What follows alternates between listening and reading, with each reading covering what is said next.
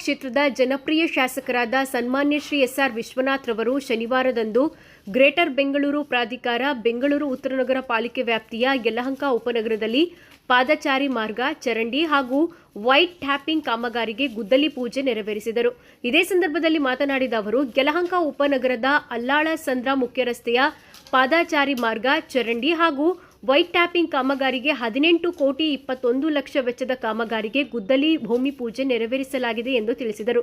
ಕಾರ್ಯಕ್ರಮದಲ್ಲಿ ಶ್ರೀ ಚೊಕ್ಕನಹಳ್ಳಿ ವೆಂಕಟೇಶ್ ರವರು, ಮಾಜಿ ಬಿಬಿಎಂಪಿ ಸದಸ್ಯರು, ಯಲಹಂಕ ನಗರ ಒಬಿಸಿ ಅಧ್ಯಕ್ಷರಾದ ಶ್ರೀ ಎಂ ಮುನಿರಾಜು ರವರು, ಯಲಹಂಕ ನಗರ ಪ್ರಧಾನ ಕಾರ್ಯದರ್ಶಿ ಶ್ರೀ ಪವನ್ ಕುಮಾರ್ ರವರು, ಯಲಹಂಕ ನಗರ ಉಪಾಧ್ಯಕ್ಷರಾದ ಶ್ರೀ ಮಧುಸೂದನ್ ರವರು, ವಾರ್ಡ್ ನಂಬರ್ 4ರ ಅಧ್ಯಕ್ಷರಾದ ಎಂ ರಾಜಣ್ಣ ರವರು, ಗ್ರೇಟರ್ ಬೆಂಗಳೂರು ಪ್ರಾಧಿಕಾರ ಯಲಹಂಕ ಉಪನಗರದ ಎಡಬ್ಲ್ಯೂಇ ಶ್ರೀ ರಾಮ ಸಂಜೀವಯ್ಯ ರವರು, ಬಿಡಬ್ಲ್ಯೂಎಸ್ಎಸ್ಬಿಯ ಎಡಬ್ಲ್ಇ ಶ್ರೀ ವಿನಾಯಕ ರವರು ಹಾಗೂ ಯಲಹಂಕ ನಗರದ ಬಿಜೆಪಿ ಮುಖಂಡರು, ಯಲಹಂಕ ನಗರದ ಬಿಜೆಪಿ ಕಾರ್ಯಕರ್ತರು ಪಾಲ್ಗೊಂಡಿದ್ದರು.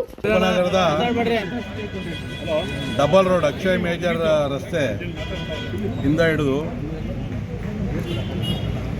LBS ನಗರ, ಅಳ್ಳಾಳ್ ಸಂದ್ರ ಮತ್ತು ಅಳ್ಳಾಳ್ ಸಂದ್ರದಿಂದ ಹಿಡಿದು ನಮ್ಮದು RM ಗೇಟ್ವರೆಗೂ ಏನಿದೆಯಲ್ಲ ಅಲ್ಲಿವರೆಗೂ 18 ಕೋಟಿ ರೂಪಾಯಿ ವೆಚ್ಚದ ವೈಟ್ ಟ್ಯಾಪಿಂಗ್ ರಸ್ತೆಗೆ ಇವತ್ತು ಗುದ್ದಲಿ ಪೂಜೆಯನ್ನು ಮಾಡಿದ್ದೀವಿ. ಇದು ಭಾಳ ಪ್ರಮುಖವಾದಂಥ ರಸ್ತೆ ಆಗಿತ್ತು ಮತ್ತು ಇದು ಸುಮಾರು 20-25 ವರ್ಷ ಬಾಳಿಕೆ ಬರ್ತಕ್ಕಂಥ ರಸ್ತೆಗಳು.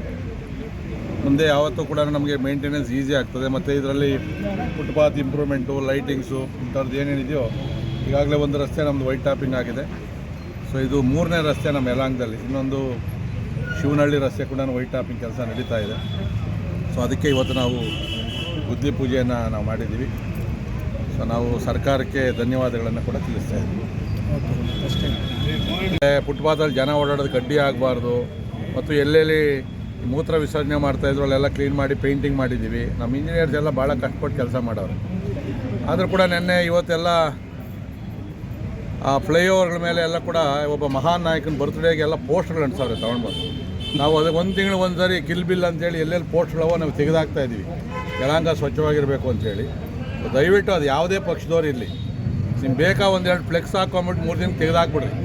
ಆದರೆ ನೀವು ಪೋಸ್ಟ್ಗಳನ್ನು ಒಬ್ಬ ಜವಾಬ್ದಾರಿ ಸ್ಥಾನದಲ್ಲಿ ಇರ್ತಕ್ಕಂಥವ್ರು ಇವತ್ತು ಆಡಳಿತ ಪಕ್ಷದ ಒಬ್ಬ ಮುಖಂಡಂದು ಬರ್ತ್ಡೇಗಳಿಗೆ ಇಡೀ ಎಲ್ಲಿ ನೋಡ್ರಿ ಎಲ್ಲ ಫ್ಲೆಕ್ಸ್ಗಳನ್ನು ಇದು ಪೋಸ್ಟ್ಗಳು ಅದನ್ನು ಕೀಳೋಕ್ಕೂ ಆಗಲ್ಲ, ಅಸಹ್ಯವಾಗಿರ್ತದೆ. ಸೊ ದಯವಿಟ್ಟು ಅವ್ರನ್ನ ಕೈ ಮುಗಿ ಕೇಳ್ಕೊಳ್ಳೋಂಥದ್ದು. ಯಾಕಂದರೆ ಮುಂದೆ ನೀವು ಚುನಾವಣೆಗೆ ಸ್ಪರ್ಧೆ ಮಾಡೋಂಥವ್ರು ಈಗಾಗಲೇ ಸ್ಪರ್ಧೆ ಮಾಡಿ ನಿಮ್ಮನ್ನು ಸೋಲ್ಸವ್ರೆ. ನೀವು ಇದೇ ಥರ ಮಾಡಿ ನಾನು ಸ್ವಚ್ಛ ಯಲಹಂಕ ಮಾಡ್ತೀನಿ, ಸುಂದರವಾದ ಯಲಹಂಕ ಮಾಡ್ತೀವಿ, ನಾವು ಯಲಹಂಕ ಅಭಿವೃದ್ಧಿ ಕೆಲಸ ಮಾಡ್ತೀವಿ ಅಂತೇಳಿ ನೀವೇ ಈ ಥರ ಸೌಂದರ್ಯನ ಹಾಳು ಮಾಡ್ತಕ್ಕಂಥದ್ದು ಸರಿ ಇಲ್ಲ.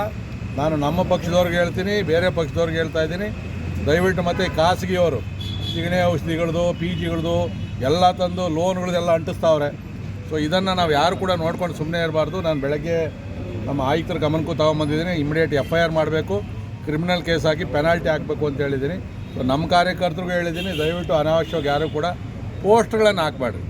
ಫ್ಲೆಕ್ಸು ಕಟ್ಟಂಗಿಲ್ಲ, ಆದರೂ ಕೂಡ ಒಂದಿನಕ್ಕೆ ಏನೋ ಕಟ್ಕೊತಾರೆ, ತೆಗೆದು ಇಮಿಡಿಯೇಟ್ ತೆಗಿಯೋಂಥ ಕೆಲಸನ ಮಾಡಬೇಕು. ಅನಧಿಕೃತವಾಗಿ ಯಾರು ಕೂಡ ಮಾತಾಡಬಾರ್ದು. ಬರೀ ನಾವು ಮಾತಾಡೋದೊಂದು ಮಾಡೋದೊಂದು ಮಾಡೋಕ್ಕೆ ಹೋಯ್ತು ಅಂದರೆ ನಮಗೂ ಕೂಡ ಸಹಿಸೋಕ್ಕಾಗೋದಿಲ್ಲ. ಯಾಕಂದರೆ ಯಲಹಂಕ ಇಷ್ಟೆಲ್ಲ ನಾವು ಬೆಳಗ್ಗೆಯಿಂದ ಸಂಜೆವರೆಗೂ ಸುತ್ಕೊಂಡು ಕೆಲಸ ಮಾಡೋದು, ಇವನು ಯಾವನ ತೊಗೊಂಡೋಗಿ ನೋಡಬಾರ್ದು ಮುಖಗಳು ಅರ್ಧ ಇರ್ತವೆ, ಅದನ್ನು ತೊಗೊಂಡು ಪೋಸ್ಟ್ಗಳು ಹಾಕೋದು.